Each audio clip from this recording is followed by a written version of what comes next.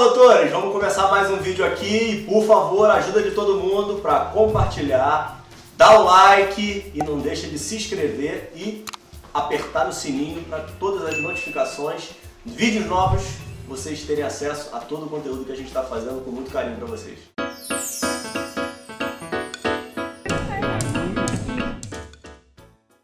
Fala, doutores! Eu sou Ricardo Valente, médico oftalmologista aqui do Rio de Janeiro, idealizador do canal Fala Doutores. Hoje eu tenho a honra e o grande privilégio de apresentar para vocês o 30º programa que a gente está fazendo e muito honrado de ter aqui um ilustre oftalmologista que eu conto para vocês, né? Não é puxar sardinha para o meu lado, mas a gente tem muito fenômeno dentro da oftalmologia e muita história boa para contar. Hoje a gente vai ter um super oftalmologista, especialista em glaucoma, professor associado da Unicamp, chefe da pós-graduação e do setor de glaucoma da Unicamp, um paizão, esposo, ex-presidente da Sociedade Brasileira de Glaucoma. Ele foi listado no seleto grupo dos cientistas mais influentes do mundo, vamos conversar sobre isso, idealizador de um curso online de perimetria de campo visual computadorizado, Dr. Vital Paulino. Tudo bem, Vital? Pô, tudo bem, Ricardo. Para mim é uma satisfação aqui estar com você conversando e, de alguma maneira, contribuindo para que essas pessoas possam conhecer um pouco da nossa história, né? Eu estava comentando isso com as pessoas. É uma coisa muito legal que você está fazendo, de entrevistar a gente para saber de como a gente chegou aonde a gente está, né? Os alunos que estão ouvindo a gente, muitas vezes eles estão olhando para um professor, para quem está dando aula, mas não tem a ideia do que aconteceu para a gente chegar até esse ponto. Então, você está, mais uma vez, de parabéns por poder proporcionar isso às pessoas. Quero, primeiramente, sempre gosto de agradecer a quem ajuda a gente, né? E hoje a gente teve aqui um auxílio, aqui, fazendo uma conexão aqui da gente, da nossa colega, a doutora Anelisa Coimbra. Beijão, Ana, obrigado aí por ter feito a conexão Vital, que está sendo um prazerzão aqui, um orgulho.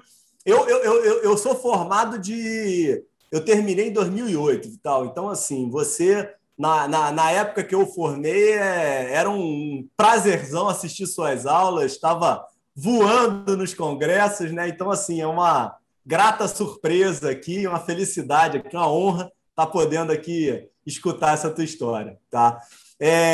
Vamos pelo início, Vital, paulista, né? Como é que foi a tua infância, acesso à educação e contato com teus pais? Conta pra gente, Vital. Bom, vamos lá, Ricardo. Minha infância foi uma infância tranquila.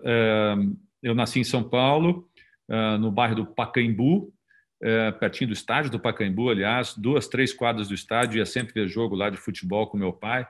Meu pai corintiano e eu santista, quer dizer, já não dava muito certo. Minha mãe São Paulina, quer dizer, eu fui o único santista de casa. Mas assisti muito jogo lá no Pacaembu.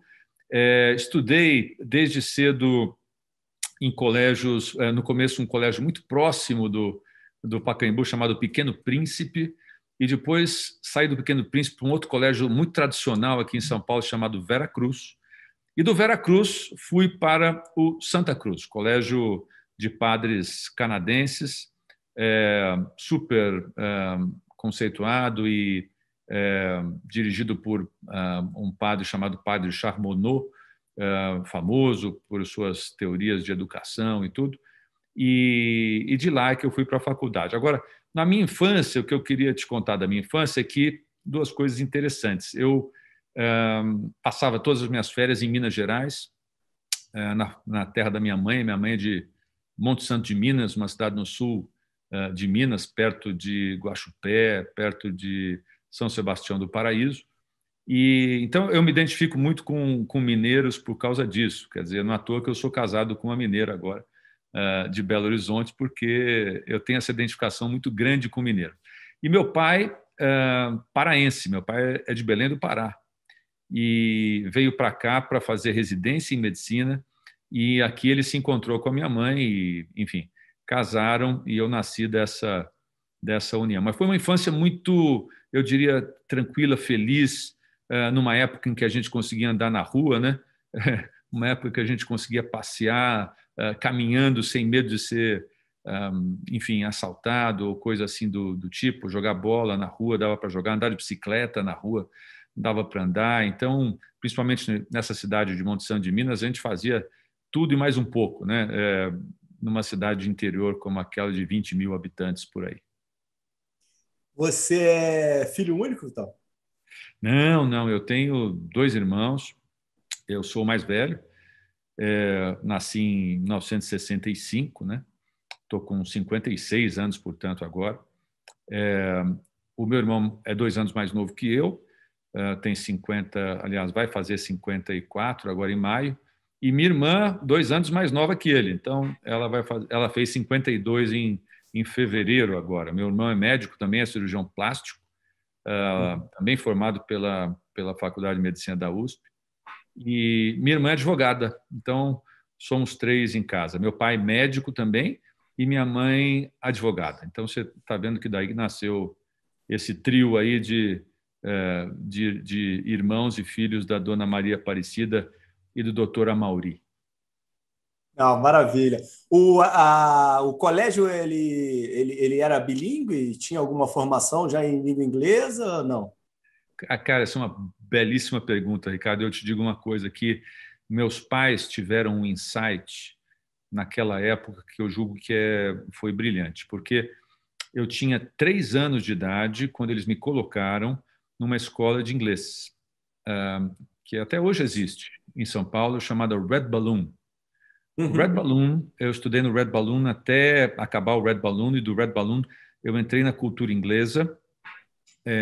Aos 14 anos eu estava na cultura inglesa e aos, sei lá, 18 anos eu terminei a cultura inglesa. Então, foi assim, providencial meus pais terem tido esse insight para começar a me incentivar a falar inglês tão cedo. Eu digo, para quem quiser ouvir, para todos que estão ouvindo, a minha formação em inglês abriu as portas para a minha educação internacional, inicialmente, e depois para a minha atividade internacional de pesquisa e de publicações e de aulas fora do país. Se eu não tivesse essa fluência em inglês, eu possivelmente não teria chegado onde eu estou, e nesse momento eu sempre agradeço meus pais por terem tido essa visão da importância do inglês naquela ocasião. Eu brinco que hoje em dia esse negócio de escola bilíngue, naquela época acho que quase não existia. Uhum. Hoje em dia é uma tendência, né? E eu digo que você falar inglês hoje é quase uma obrigação, né, para as crianças de hoje que estão numa escola de bom nível, né? Mas eu acho que naquela época seria como se você colocasse seus filhos para aprender mandarim, que eu acho que é a língua da vez para o futuro, né? O inglês naquela época, em 1968, era uma língua que todo mundo achava, puxa, quem sabe, acho que meus pais devem ter pensado assim, deve ser importante, eu acho que é bom meu filho falar inglês. E me colocaram nessa escola aos 3 anos, e eu agradeço eles todo dia por isso. Maravilha. 2 pontos em relação à medicina, né? Primeiro, a escolha veio basicamente, por exemplo, do teu pai, e aí, número 2, já engata como é que foi a dificuldade para entrar aí, a gente pode dizer, aí no vestibular mais difícil que tem no Brasil. Bom, vamos lá. Essa é uma pergunta que até eu me fiz algumas vezes, porque eu jamais ouvi do meu pai alguma palavra no sentido de eu fazer medicina. Jamais. E também da minha mãe, muito menos da minha mãe. Nenhum dos dois jamais disse para mim, filho, você vai ser médico. Isso nunca aconteceu. Foi uma coisa totalmente voluntária da minha parte, sem nenhuma pressão de nenhum lado. E eu não sei por que, se você me perguntar por que eu escolhi medicina, até hoje eu digo para você que talvez pelo desafio, por ser uma profissão que é constantemente desafiadora. Eu sempre gostei de coisas desafiadoras e difíceis, né? E então medicina entrou nisso facilmente para mim. Só para você ter uma ideia, não sei se eu não te falei isso ainda, mas eu entrei na faculdade de medicina com 16 anos. Eu tinha 16 anos quando eu entrei na Faculdade de Medicina da USP. Eu sempre fui bom aluno, né? Não bom aluno, sempre fui assim excelente aluno. Acima da média.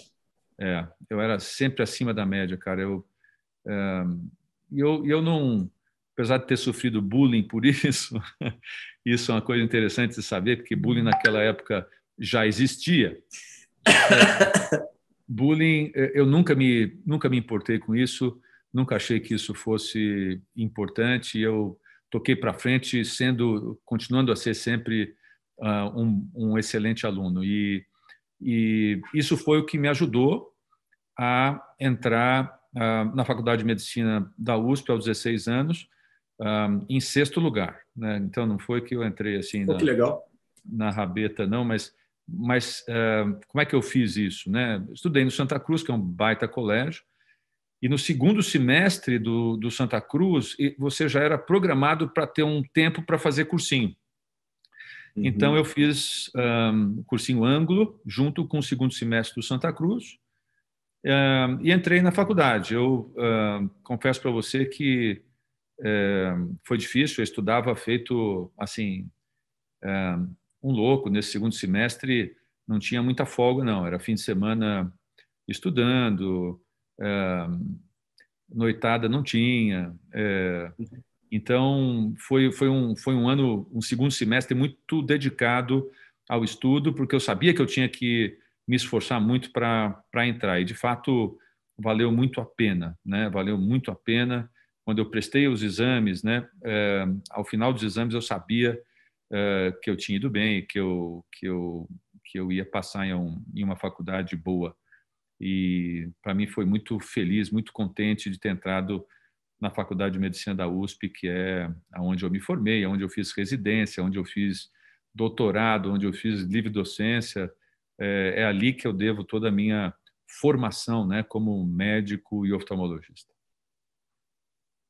E você teve facilidade de encontrar oftalmologia durante a faculdade de medicina? Ou você teve uma formação generalista ou direcionou de alguma forma? Como é que foi o encontro aí da oftalmologia e a dança das cadeiras? Ricardo, isso foi uma história que eu sempre conto para os meus filhos, para meus amigos, enfim. Eu não direcionei nada. Eu até o sexto ano, deixa eu te contar o que eu fiz até o sexto ano. Henrique Walter Pinotti, que você deve se lembrar, foi o médico do Dr. Tancredo Neves, do ex-presidente que não assumiu de fato, mas foi eleito, né? Fato é que eu fui, como ele chamava, Zezinho do professor Pinotti. Zezinho porque não lembrava o nome de todo mundo, então ele chamava todo mundo de Zezinho. E então eu fui um Zezinho dele durante o quarto e o quinto ano da faculdade. Ou seja, eu entrei em todas as cirurgias de gastro que você pode imaginar durante esse período, instrumentando e depois até entrando como segundo auxiliar em algumas dessas, em várias dessas cirurgias, né? Quando eu terminei isso no quinto ano, eu sabia uma coisa, que eu não ia fazer gastro, porque eu não gostava muito, sinceramente, da qualidade de vida dos cirurgiões gastro, e também o ambiente eu achei um pouco pesado, e eu achei que eu não ia me satisfazer ali.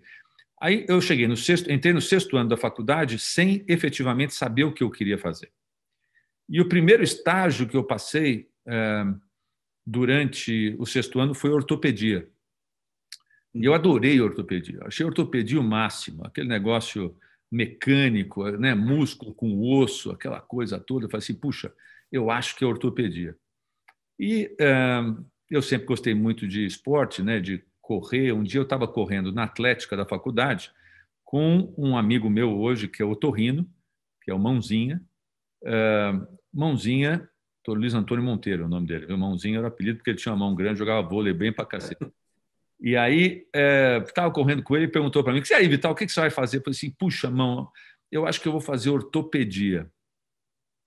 Ele olhou para mim, ele parou de correr, olhou para mim e falou assim, não, ortopedia não. Aí eu falei assim, não, mas por quê, irmão? Pô, tô achando legal, que isso?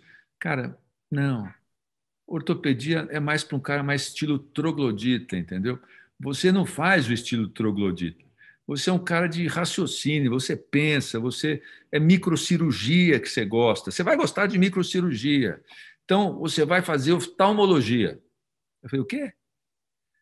Ricardo, a gente tinha um mês de curso de oftalmologia durante a faculdade, e era um curso assim muito esparso, você tinha pouquíssima matéria e conteúdo de oftalmologia. Era impossível eu saber o que era oftalmologia naquele momento. Aí ele veio com a frase que me pegou, que a frase foi o seguinte, Vital, os melhores alunos da minha turma, todos prestaram oftalmologia. Para quê? Na hora que ele falou isso, eu falei assim, plim! Então, peraí. Aí eu pensei e fui falar com a única pessoa que eu conhecia que fazia oftalmologia, que é o Sá, Luiz Carlos Sá, oftalmopediatra, hoje o meu sócio. E aí eu fui falar com ele, que era um ano na minha frente, falei, sai aí, você está gostando? Como é que é? Ele falou assim, não, Sá, Vital é o máximo, você tem que fazer, é oftalmo, pronto, acabou, você tem que fazer isso aí. E aí foi que eu decidi, lá por volta de abril do 6º ano da faculdade, eu decidi fazer oftalmologia. E não foquei nada em oftalmologia, quer dizer, no trabalho, essas coisas de oftalmologia, zero, zero, zero. Fui conversar com algumas pessoas, né? Eu me lembro até hoje, no 6º ano, eu conversando com o saudoso professor Celso Antônio de Carvalho. Por coincidência, ele era amigo de um amigo do meu pai. E eu fui conversar com ele no consultório dele, sem saber que ele seria a pessoa que mais me influenciaria no meu futuro dentro da oftalmologia e da minha vida, né? E desde então foi a pessoa que me orientou, me guiou, me adotou, apadrinhou e me levou para frente. Então eu devo muito ao professor Celso Antônio de Carvalho e a esse encontro que eu tive com ele no 6º ano da faculdade. Eram só 5 vagas, né, de oftalmologia naquela época. Uhum. 5 vagas. E, geralmente, essas vagas tinham mais do que as 5 vagas de alunos da Faculdade de Medicina da USP querendo fazer oftalmologia. Na minha época, acho que eram Tá. 8 ou 9 queriam fazer. Então, isso tornava o exame realmente mais difícil. E aí você adorou, né? Essa dificuldade toda, né? Isso é o que eu falei. Eu adoro um desafiozinho. Quer me deixar assim com vontade de fazer? Quer tornar a coisa mais difícil para mim? Eu vou fazer com mais prazer. E as pessoas que, né, sabem que isso acontece, às vezes as coisas ficam mais difíceis, elas sabem que eu vou reagir dessa maneira. Não sei se você lembra você viu o documentário do Michael Jordan, em que ele E, sempre ele arranja é, uma motivação em alguma provocação, em alguma coisa, né, difícil, alguma coisa. Eu funciono um pouco nesse esquema. Ah, uhum. criou uma dificuldade para mim, isso vai ser um Dá um estímulo. algo mais, Né? né? Vai ser exatamente, é um estímulo para mim. Eu adoro isso. Então, foi mais ou menos assim que funcionou.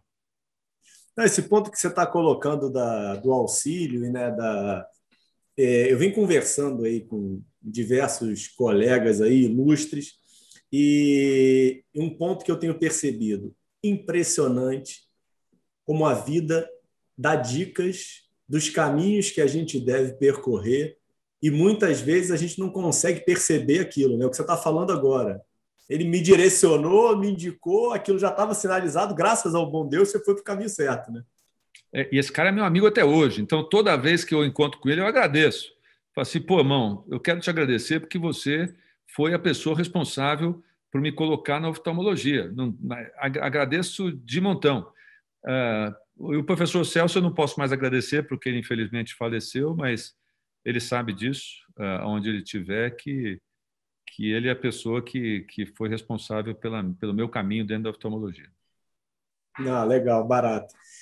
Outro ponto que eu acho super relevante, que hoje cresceu muito, né? E aí teve uma conversa que eu tive bacana com a Carol Rocha, que está na Carolina do Sul hoje, Marcela Salomão, que é minha sócia, que é o ponto de. E aí eu queria te questionar isso. você nunca teve nenhum pensamento em fazer os steps e fazer a faculdade ou algum sanduíche durante a faculdade fora? Bom, vamos lá. Eu tive essa tendência, mas muito tarde, tá? O lance dos steps e de fazer faculdade fora começou a ser muito aventado, discutido, popularizado quando eu já estava tipo no sexto ano da faculdade. Isso eu estou falando de 1986, quer dizer, há muito tempo atrás. E eu acho que a pessoa, quando quer fazer esse caminho, ele tem que se preparar desde da parte básica, né, para fazer os steps relativos à parte básica, e já prestar isso no final do segundo, terceiro ano da faculdade, quando essa matéria básica toda está na cabeça dele. Então, isso não passou por mim. No sexto ano, quando isso chegou, eu achei que já era um pouco tarde. Então, confesso a você que eu não me aventurei, eu nem procurei me inscrever em algum programa de residência, fazendo os steps e tudo mais. Não, eu não fiz isso. Eu procurei, assim que eu entrei na residência, Ricardo, eu tive a sorte de encontrar com os meus atuais sócios, né? Dois deles mais velhos que eu, o Sá e o Samir Bechara, que faz cirurgia refrativa, e um mais novo que eu, que é o Danilo Soriano, que faz retina. E aí, todos nós conversando, a gente já programou para todos irem para fora ao final da residência, para fazer um fellowship e depois voltar ao Brasil. Então, o meu caminho dentro da oftalmologia foi traçado dentro da residência do Hospital das Clínicas, quando eu conheci esse grupo de médicos. Todos nós pensávamos da mesma maneira, todos nós achávamos que a gente tinha que fazer isso e depois voltar ao Brasil com muito mais estrutura e conhecimento, e aí montar uma sociedade que perdura até hoje, né? Nós estamos com quase 30 anos de sociedade. Nós estamos com 28 anos de sociedade desde 1993. Uma sociedade que funciona muito bem até hoje, né? Agora, fala. Não, e legal, ia pontuar essa história da tua sociedade, já que a gente está comentando sobre isso, né?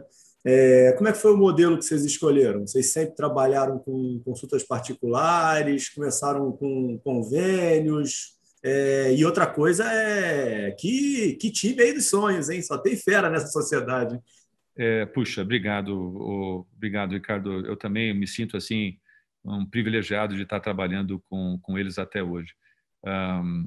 E o que eu acho como é que a gente enxergou? A gente começou, como todo grupo de jovens, né, com convênios e vários convênios.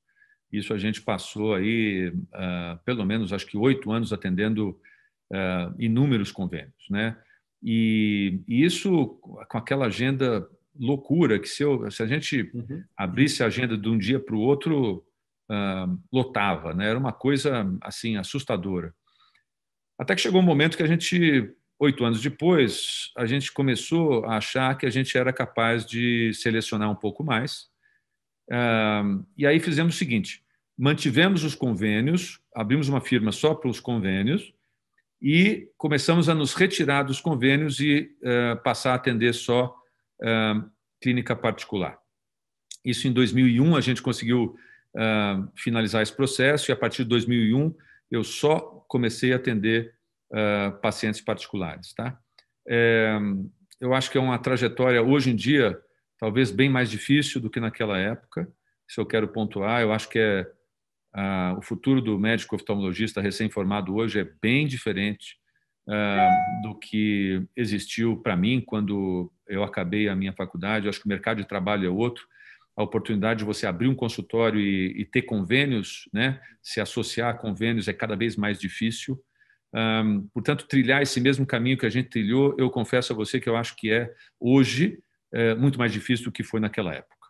Talvez a gente tenha pego a última leva de médicos que tenha tido a capacidade de fazer isso do início, do zero, tá? Eu acho que agora está bem mais difícil trilhar esse caminho. Não faz sentido, sim. E aí vamos colocar aí como é que foi o encaminhamento para ir para fora, que isso aí eu acho também que é uma super dica.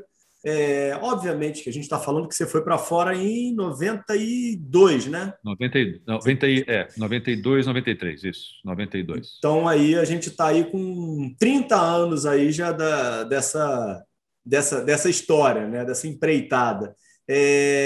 Como é que foi a construção? Teve auxílio de algum mestre, algum amigo que já estava fora? Por que você escolheu o Wilsais? Como é que foi isso para você? Bom, foi assim. Isso é uma história também interessante. Eu fiz 3 anos de residência. Depois, no HC, na USP, existe um ano que a gente chama de preceptoria. Um dos terceiro ano de residência, um dos residentes do terceiro ano é escolhido para ser o preceptor. O preceptor é o chefe é o chefe de todos os residentes. É o cara que é responsável por todas as reuniões científicas, por todas as discussões de artigo, por todas as apresentações de caso e discussões. Ele organiza o caso, ele apresenta o caso, ele vai atrás do caso. Então, assim, é uma baita janela para você ter uma formação geral em oftalmologia, e eu agradeço muito ter tido a chance de fazer isso. Então, eu fiz os 3 anos, depois um ano de preceptoria, e aí eu fui fazer o meu fellowship em glaucoma. Como é que foi isso, né?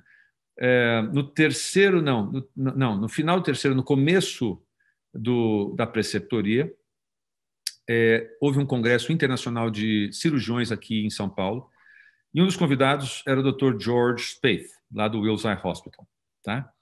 E o professor Celso Antônio de Carvalho, chefe do glaucoma, naquela ocasião, ele convidou o meu sócio, na realidade, o Samir Bechara, para fazer a recepção do Dr. Spaeth, para ir até o aeroporto, pegá-lo no aeroporto, levá-lo para o hotel e fazer o serviço que a gente chama hoje de sombra.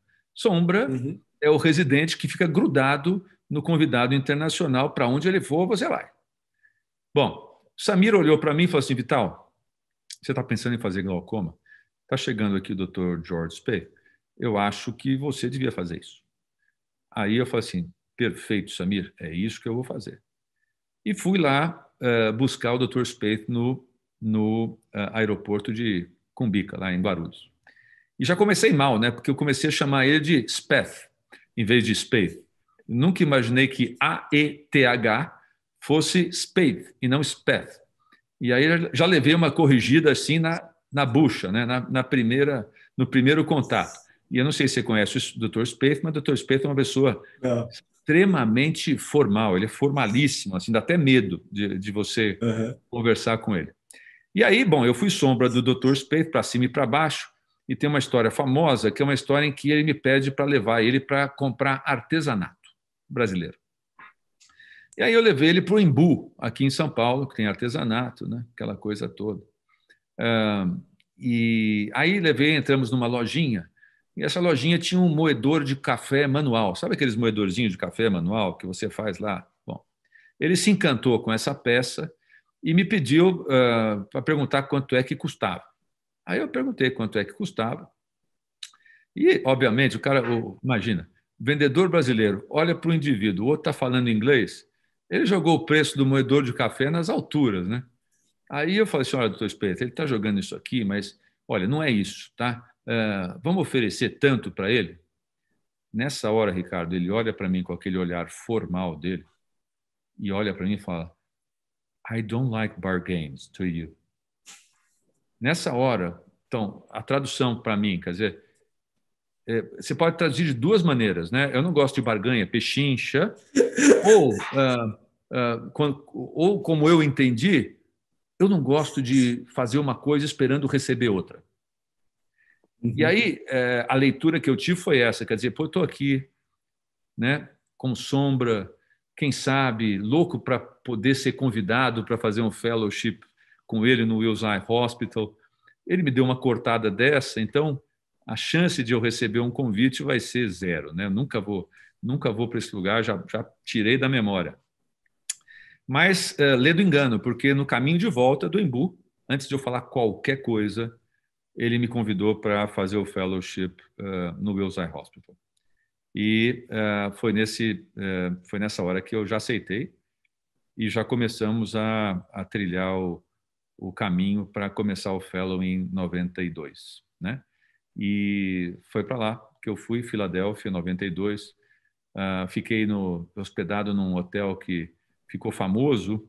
Hotel não, era uma casa de apartamentos, que, aliás, quem me recomendou foi o Dr. Marcos Cunha, de São Paulo. Chamava-se Ben Franklin House. Era um hotel que virou um flat de apartamentos. E esse prédio do Ben Franklin House ficou famoso num filme, eu sempre esqueço o nome do filme, com o Bradley, como é que chama o Bradley que ganhou? Bradley Cooper. Bradley Cooper. Bradley Cooper, junto com aquela moça bonita que fez ai, meu Deus, estou esquecendo o nome daquele povo todo. Eles fazem um casal os dois são depressivos e eles estão treinando para um concurso de dança no final, que tem e esse concurso de dança é feito no salão do prédio onde eu morei na Filadélfia. Então, Ben Franklin House foi retratado nesse filme de Hollywood. Aí eu fui para lá e fiz o meu fellow lá com o Dr. Spaeth durante 1 ano e meio, basicamente. Não durou 2 anos, eu voltei na metade do ano de 93. E me diz uma coisa, aí voltar um ponto atrás só que eu passei e não citei, fundamental. 2 pontos. A formação de residência na USP foi também uma residência bem generalista. E quando que apareceu aí a paixão pelo glaucoma? O modelo da residência da USP é um pouco diferente no seguinte sentido. Ele é generalista no primeiro e segundo, na minha época, pelo menos. No primeiro e segundo ano de residência era geral, você passava por todos os estágios, todas as especialidades 2 vezes. Já eram 3 anos, Vital? Então, no terceiro ano, você escolhia 1 ou 2 subespecialidades para fazer. Tá? Então, o meu terceiro ano, eu escolhi fazer glaucoma e retina. Tá? Então, eu adoro retina também, e isso acho que me ajudou muito no glaucoma também, em termos de raciocínio e diagnóstico diferencial e outras coisas. Então, no meu R3, eu fiquei basicamente em glaucoma e retina. Para depois, na preceptoria, voltar a pegar todas as áreas e ser responsável por essas discussões de todas as áreas, né? Mas a ideia, eu sempre gostei de glaucoma influenciado pelo professor Celso Antônio de Carvalho, e eu achava que retina era um campo também muito interessante, principalmente as doenças clínicas, né? A retina clínica me chamava muito a atenção pela variedade de doenças, pela manifestação de doenças sistêmicas, enfim, sempre gostei de examinar fundo de olho. Então, eu escolhi por esse motivo glaucoma e retina. Agora, no final das contas, por esse convite que eu recebi do Dr. Spaeth para fazer o fellowship lá, acabei direcionando todas as forças para o glaucoma, né? E quando eu voltei dos Estados Unidos, eu já voltei já com toda a direção e a intenção de ser um especialista em glaucoma. Então, a passagem pela Filadélfia te deu essa certeza maior?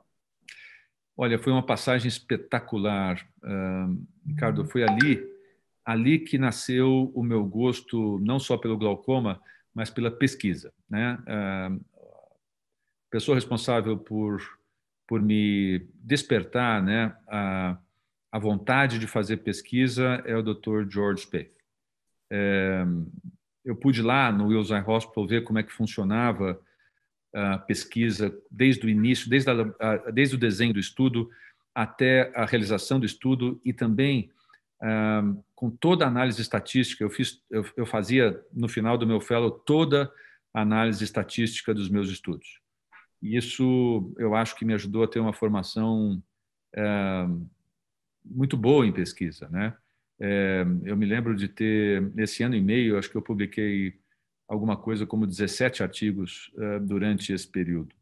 E isso né, fez a minha escola de pesquisa científica. Isso é uma coisa que eu não consigo dissociar da minha carreira médica hoje, é essa coisa de ser um clínico, cirurgião, mas também com o pé na pesquisa, por esse motivo, evoluindo para ter sido incluído nessa lista aí que você vai depois conversar comigo de pesquisadores de maior influência aí no mundo. E outro ponto relevante do período de residência, como é que era a tua vontade de operar? Gostava demais? Era mais para a parte clínica? E até pegando aí o link aí se o fellow não te atrapalhou um pouquinho de ficar um pouco sem mão. Olha, então, boas perguntas. É que, assim, são perguntas que hoje eu acho que tem muito mais significado do que na minha época, porque na minha época, particularmente, quase não tinha fellows. Fellows naquela época quase não existia, tá? Então, eles não atrapalhavam. E eu sempre amei operar. Eu sempre, desde a minha formação como aluno da Faculdade de Medicina, eu sempre tive ligado à cirurgia. E eu era doido para operar, quer dizer, eu operava muita catarata extracapsular naquela época. Facoemulsificação não tinha chegado ainda. Trabeculectomia, muita trabeculectomia. Me lembro de quando começou o uso da mitomicina, cheguei aí para os Estados Unidos já tendo feito alguns casos com mitomicina. Cheguei para os Estados Unidos já tendo feito implantes de válvula de Molteno naquela época, também na residência e na preceptoria. Mas o que eu queria pontuar para você aqui, talvez, que seja mais importante agora, nessa época, Ricardo, é que eu vejo os residentes, principalmente residentes, desesperados para operar, como se operar fosse a única coisa importante durante a residência médica. Na grande maioria dos casos, eu acho isso um erro, e eu acho isso um exagero. Eu acho que você tem que sair sabendo operar, não tenho dúvida nenhuma a respeito disso. Isso vai te ajudar na sua formação. Isso vai te ajudar a ser um cara bem-sucedido, uma pessoa bem-sucedida, médico bem-sucedido. Mas eu vejo as pessoas, os residentes hoje, esquecendo de dar ou de se esforçar para um melhor conhecimento oftalmológico geral. Conhecimento teórico, conhecimento científico, conhecimento de diagnóstico diferencial. Eu vejo uma ânsia desproporcional para operar. E eu acho que isso, se eu puder dar um conselho para todos que estão ouvindo a gente nesse sentido, não se esqueçam da base teórica, não se esqueçam do conhecimento. Uma coisa que eu sempre digo para os meus residentes: conhecimento vocês vão adquirir durante a residência e durante o fellow só. Depois de cair na vida, depois de você começar consultório, você vai ter muito menos tempo e muito menos dedicação para buscar conhecimento. Então, ou você faz, ou você nutre a base do seu conhecimento durante residência e fellow, ou você não faz isso mais.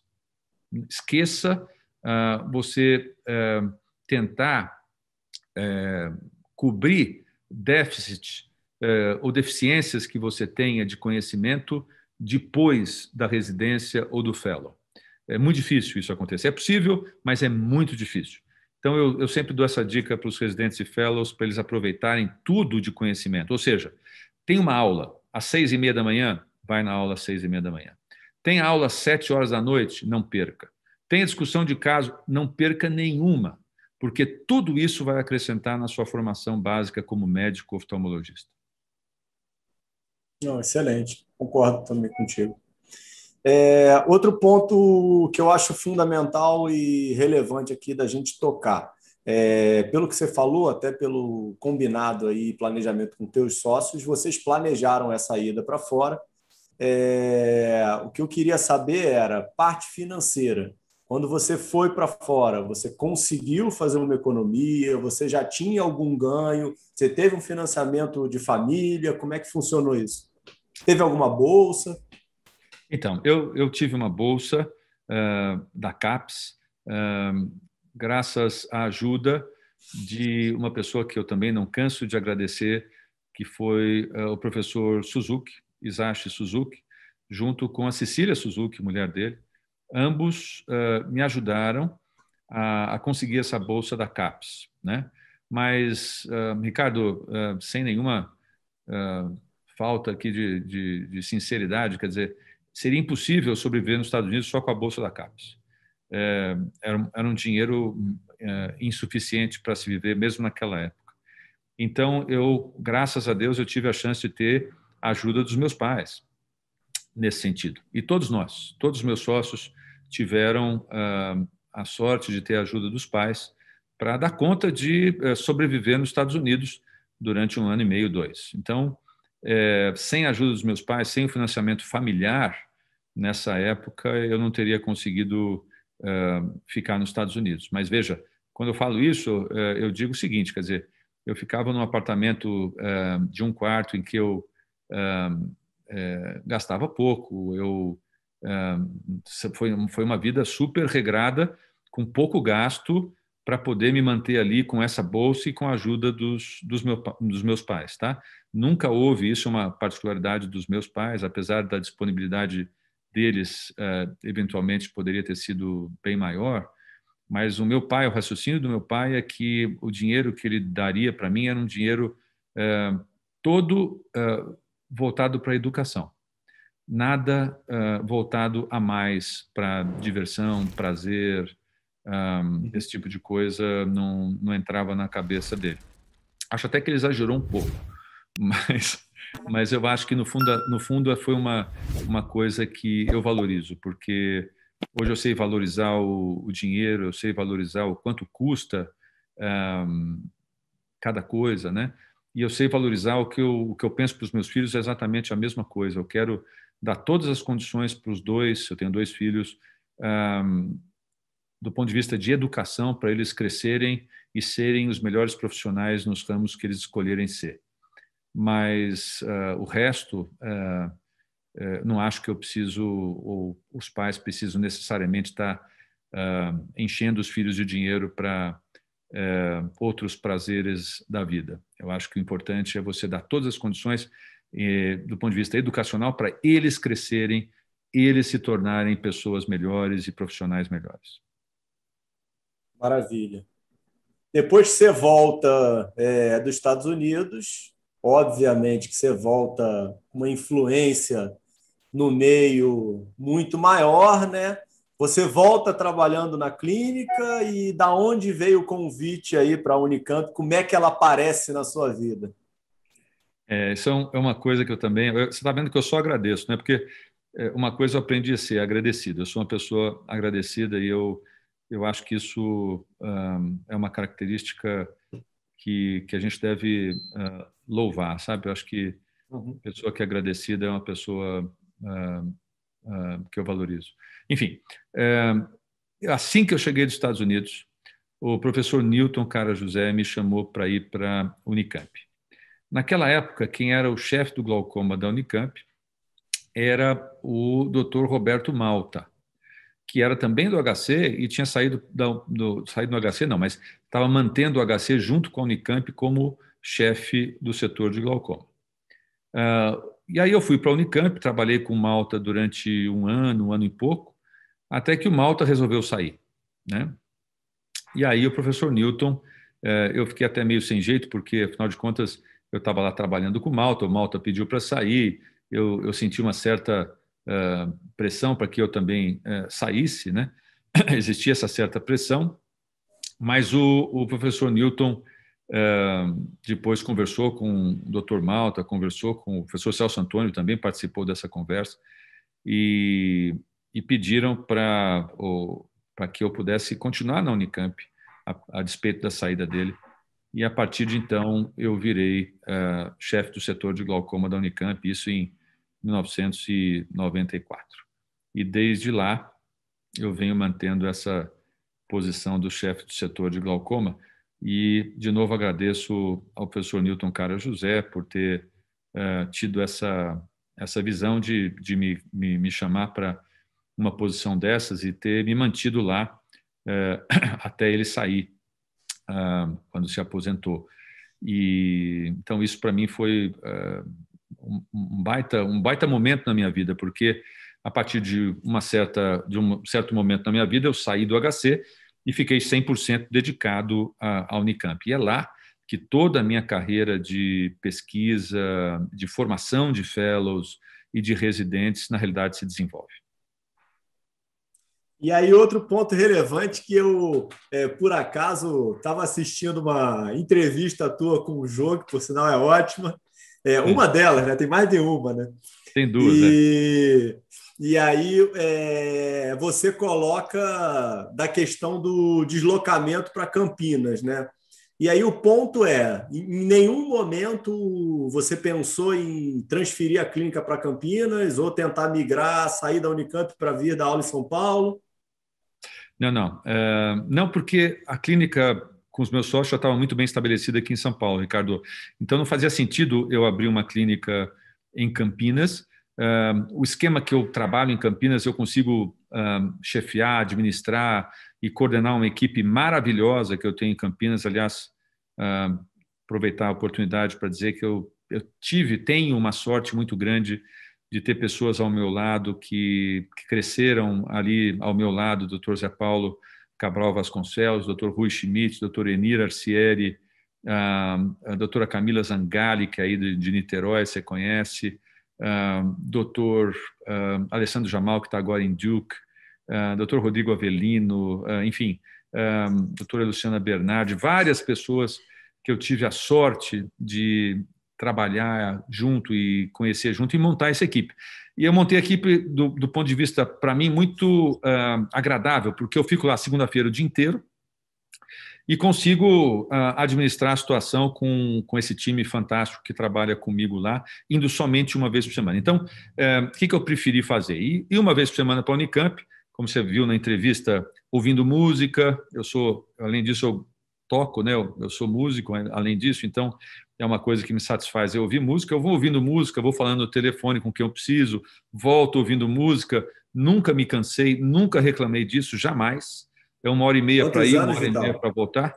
São agora 28 anos, né?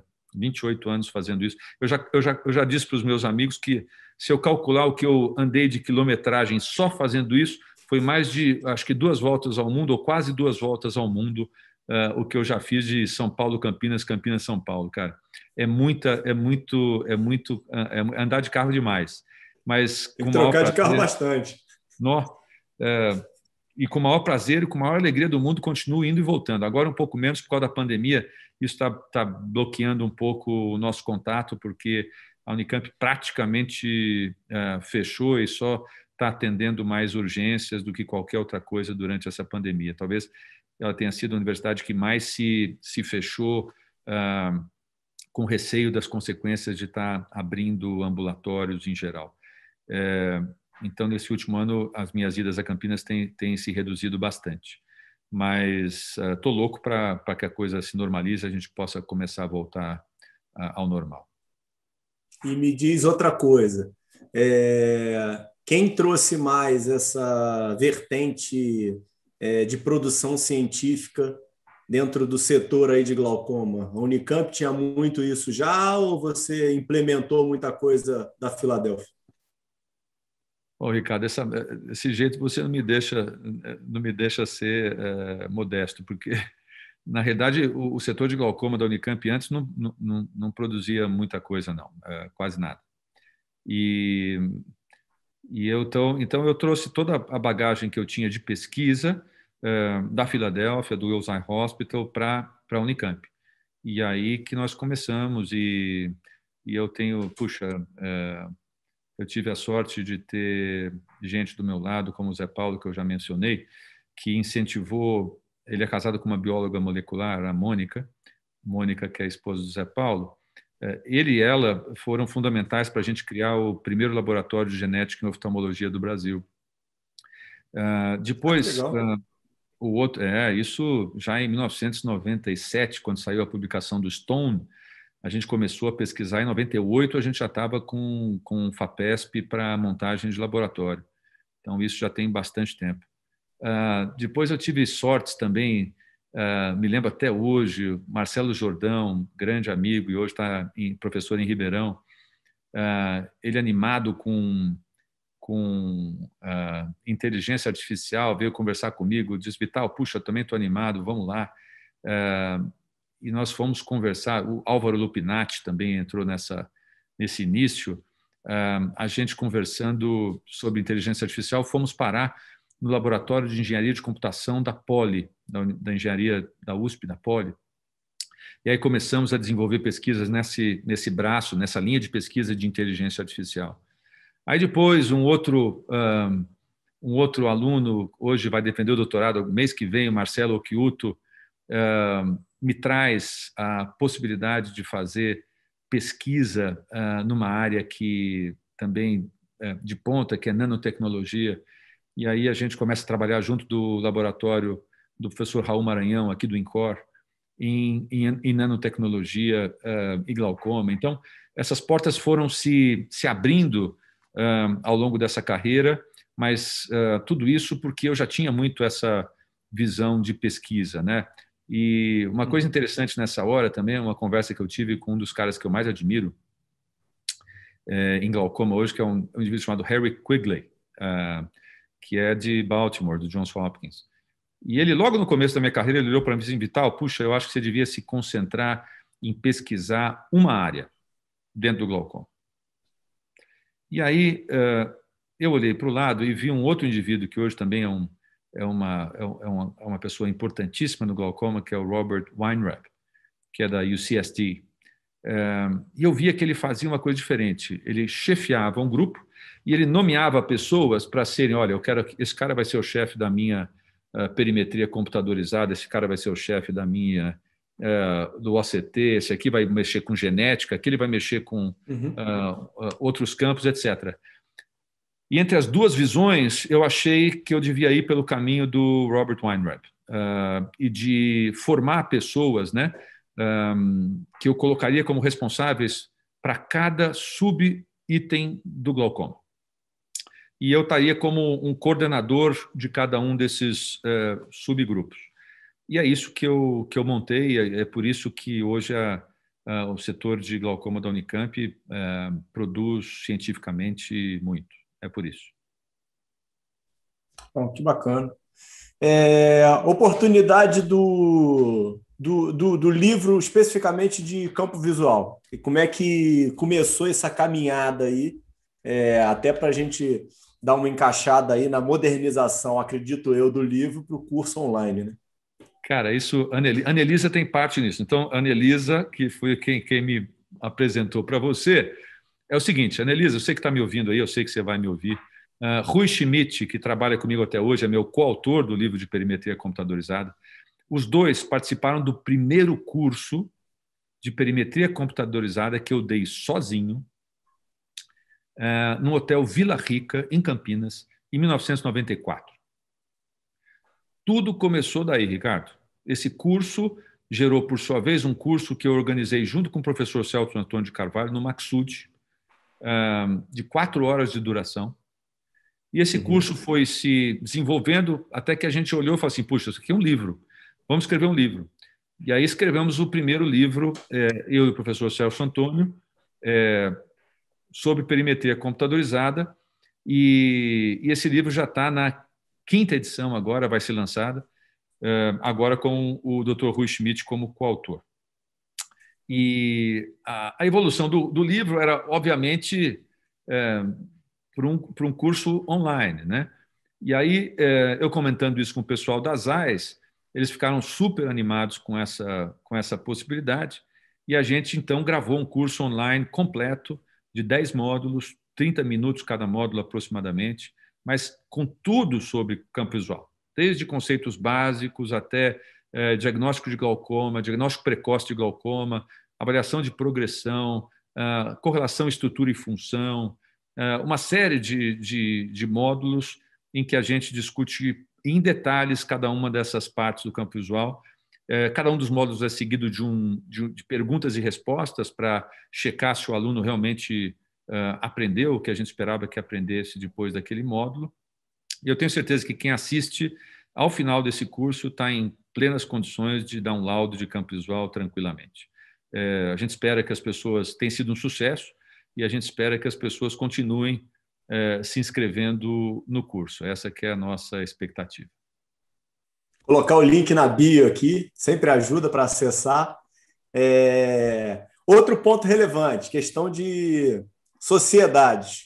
Como é que você entrou para a Sociedade de Glaucoma? Já entrou para presidir? Não, Entrou fazendo outras atividades? Como é que não, aconteceu não. isso? E coloca até para a gente também qual a relevância que você acha e a importância da sociedade hoje de glaucoma, tanto para a população quanto para a classe oftalmológica especificamente. Olha, eu acho que é importantíssima, ela é fundamental. A Sociedade Brasileira de Glaucoma, eu entrei inicialmente como simples. Eu assisti, uma curiosidade, eu assisti o primeiro congresso que eu assisti da Sociedade Brasileira de Glaucoma, eu estava no sexto ano da faculdade. Quando eu já tinha realmente decidido fazer oftalmologia, eu fui assistir esse curso de glaucoma da Sociedade Brasileira de Glaucoma no Hotel Hilton, em São Paulo. E desde então eu sempre fui ligado, sempre quando eu defini que eu ia fazer glaucoma, eu ia a todos os congressos e voltei dos Estados Unidos e automaticamente assim os professores todos do Brasil inteiro começaram a me convidar para dar aula, convidar para participar das atividades da sociedade, convidaram a participar das diretorias da sociedade. Eu fui tesoureiro, eu fui secretário-geral, enfim, eu participei muito da sociedade antes de ser presidente da sociedade em 2012, 2013. Muito orgulho, muita honra de ter sido presidente. Eu acho que a sociedade tem uma função enorme junto à população brasileira e junto aos médicos oftalmologistas. Junto aos médicos oftalmologistas, porque a Sociedade Brasileira de Glaucoma sempre primou por estimular uma formação adequada de todos os médicos residentes e médicos generalistas do Brasil e melhorar o conhecimento desses médicos em relação ao glaucoma. Por quê? Porque a gente sabe que o primeiro contato do paciente com o médico oftalmologista não vai ser com o especialista em glaucoma. É esse médico generalista que vai fazer o diagnóstico do glaucoma adequadamente. E um dos problemas que nós temos, infelizmente, no país até hoje, Ricardo, é diagnóstico tardio. Então, se a gente não estimular o conhecimento, se a gente não nutrir esses médicos oftalmologistas com conhecimento sobre glaucoma, a gente vai estar diminuindo a chance de fazer um diagnóstico precoce e, com isso, aumentando a chance de esse paciente desenvolver uma cegueira por glaucoma, né? Enfim, para a própria população, a gente tem feito também algumas campanhas de disseminação de conhecimento, né, sobre a doença. Na minha presidência, eu me lembro de ter feito, aliás, foi uma das razões pelas quais eu fui convidado pelo Jô, foi para falar sobre essa pesquisa que nós fizemos no IBOP a respeito do conhecimento da população brasileira sobre glaucoma, que mostrou que a população brasileira não sabia nada sobre glaucoma, né? Eu me lembro de dados assim, tipo 40% da população achava que glaucoma tinha cura, que a pessoa que perdia visão por glaucoma podia recuperar a sua visão, e assim por diante. O Augusto Paranhos agora repetiu essa mesma pesquisa em 2020 e chegou às mesmas conclusões de que, infelizmente, nós temos um caminho longo pela frente para conscientizar a população brasileira a respeito de uma doença assintomática e uma doença tão traiçoeira como o glaucoma. Maravilha. Me diz uma coisa, quanto de importante e fundamental tem a participação aí de uma super esposa nessa história toda aí de sucesso e vitórias aí que a gente está comentando?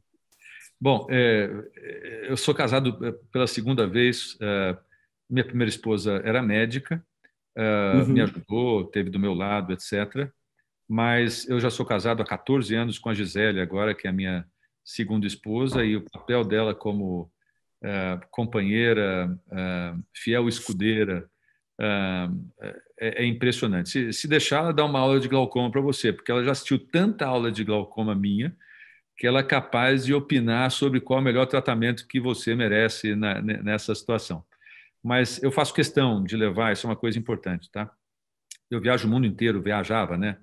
O mundo inteiro dando aula. E eu faço questão ainda de levar minha esposa para todas as aulas que eu dou no mundo inteiro.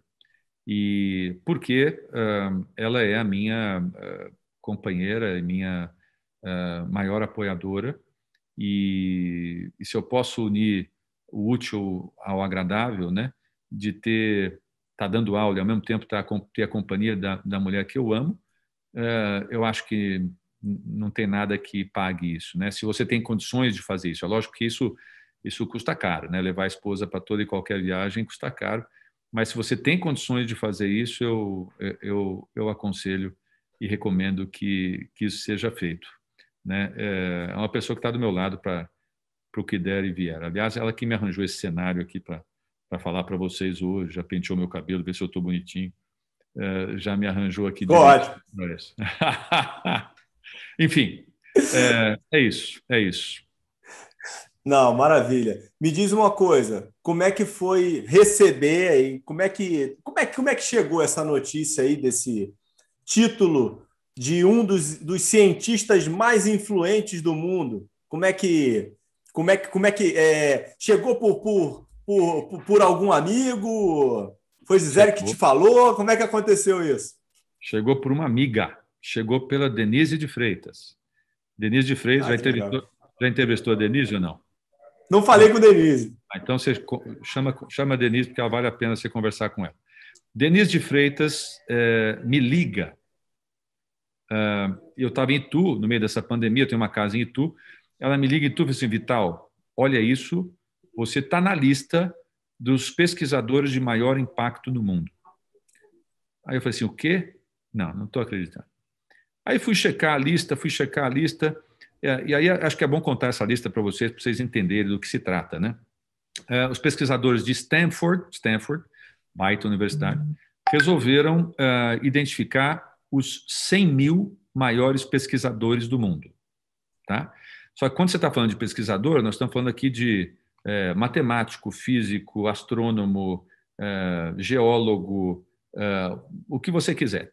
Todos pesquisadores em todos os campos possíveis que você pode imaginar. E eles estudaram algumas coisas. Número de produção, Vital? O principal fator não é o número de produção, mas o número de citações, o impacto das suas publicações. Tá? Legal. Então, eles fizeram um modelo que levou à identificação desses 100 mil pesquisadores. Desses 100 mil pesquisadores, Ricardo, 600 eram brasileiros.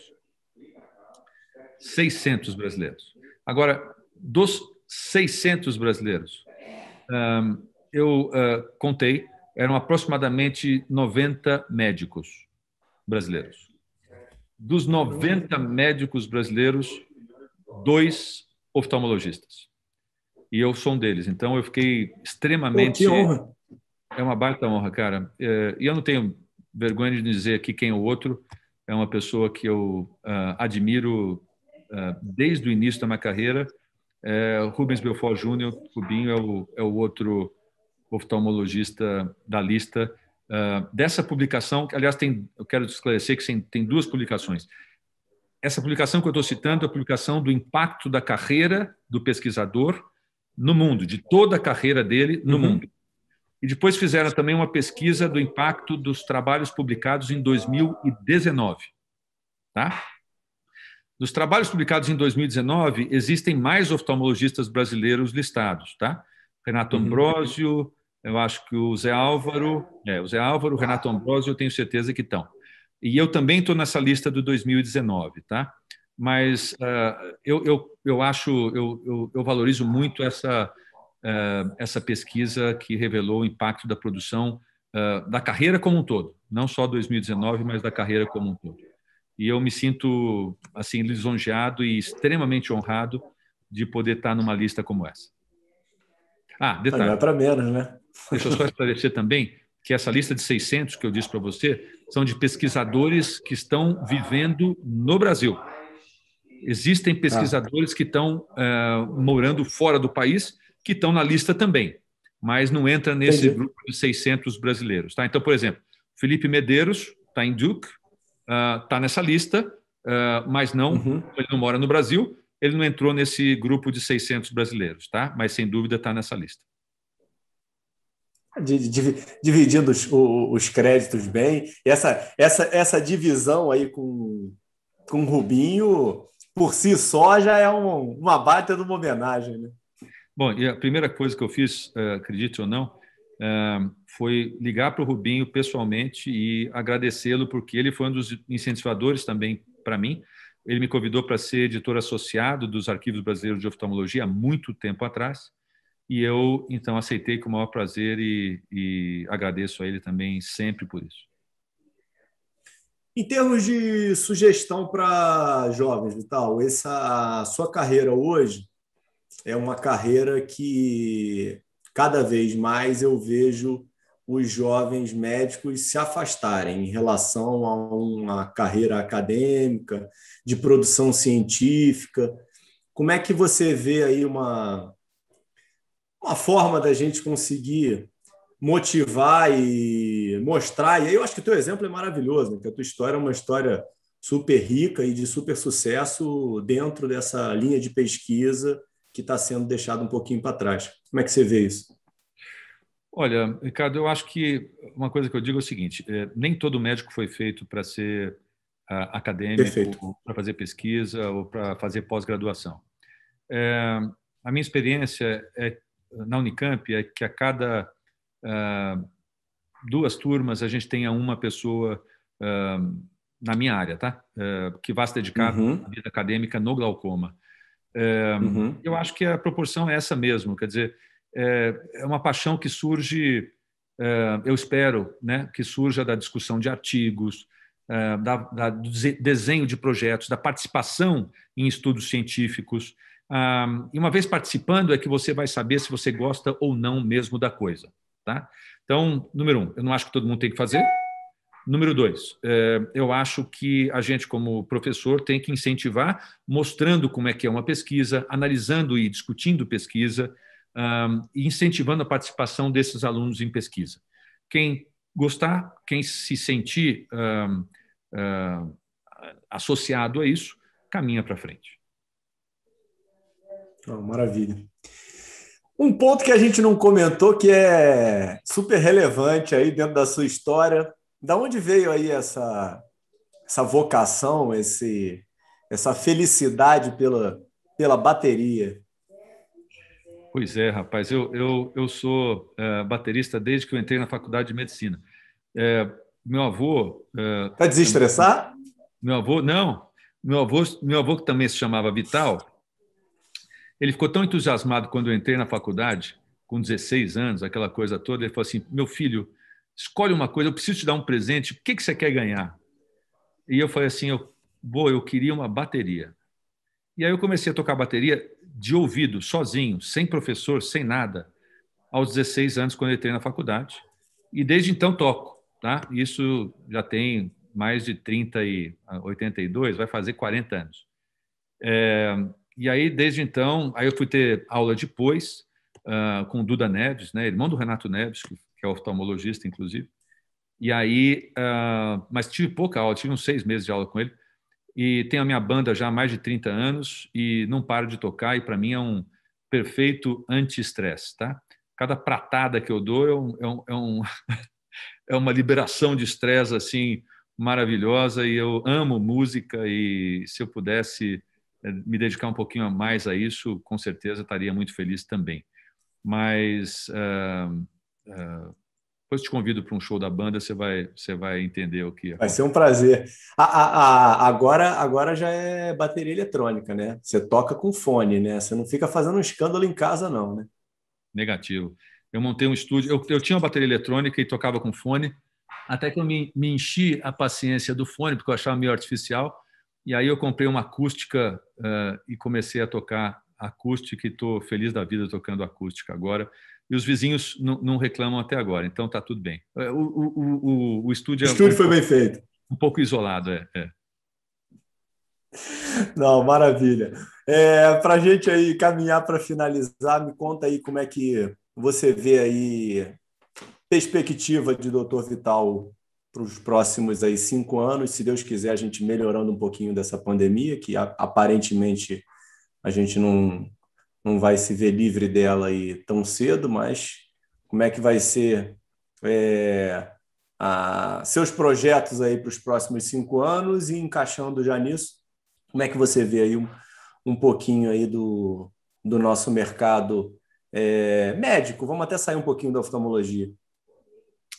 Bom, eu acho o seguinte, o que eu gostaria nos próximos 5 anos é continuar formando gente, né? Eu tenho hoje 70 fellows formados em glaucoma, espalhados pelo Brasil, que me dão muita honra. Legal. Eu quero continuar a formar pessoas desse tipo, quero continuar formando meus residentes, quero continuar pesquisando muito e publicando muito com colaboração internacional, que eu acho que é uma coisa mandatória hoje em dia. Continuar atendendo meus pacientes, operando e vendo os meus pacientes, tudo isso dentro do ambiente saudável, com a minha família, com a minha mulher, com os meus filhos, aproveitando um pouco a vida também. Eu gosto muito de esporte, além de tocar bateria, eu corro, né? E eu gosto muito de praticar esporte, vou continuar praticando esporte como parte da minha vida atual. Agora, em relação ao que vai acontecer com a carreira médica, eu digo para você que eu tenho minhas sinceras dúvidas. Eu acho ressalvas. Ressalvas, porque a situação não tá boa. O número de médicos está aumentando brutalmente. Isso vai fazer com que a procura aumente, a demanda diminua. Isso vai resultar em salários mais baixos, remuneração mais baixa como um todo. E isso, para mim, é uma indicação de que os médicos que estão se formando agora, eles têm que se procurar, de novo, exagerar e se aprimorar numa formação top. A pessoa tem que se sobressair. Se a pessoa não se sobressair, ele vai estar no meio da massa de médicos que está sendo formada por esse país, a grande maioria dos quais né? formada, né? Mal formada. Então, a minha palavra para todos que estão ouvindo aqui a gente: invistam o seu tempo em formação, em conhecimento, porque isso é que vai ajudar vocês a serem profissionais bem-sucedidos no futuro. Super dica. Muito obrigado pelo teu tempo, doutor Vital. Eu tava tentando controlar aqui nosso tempo para a gente fazer aqui um tempo perfeito. Tá? A gente tinha programado 45 minutos, mas não deu. Sempre uma dificuldade, poxa vida. É muita história para contar, poxa. Uma história boa, todo mundo gosta de ouvir. Mas foi um prazer. Eu mais uma vez, muito obrigado. É uma satisfação muito grande poder falar sobre a minha vida, e eu espero que as pessoas ouçam e saibam um pouco do que aconteceu comigo até eu chegar ao que eu sou hoje. A todos que me ajudaram a chegar ao que eu sou hoje, meu muito obrigado. E eu espero que a gente possa passar por essa pandemia rápido e viver uma vida novamente normal. Um abraço aí para todos vocês. Professor Vidal, um grande abraço. Obrigado aí pelo teu tempo. Vai descansar. Um abraço. Tchau, tchau. Um abração. Tchau, tchau.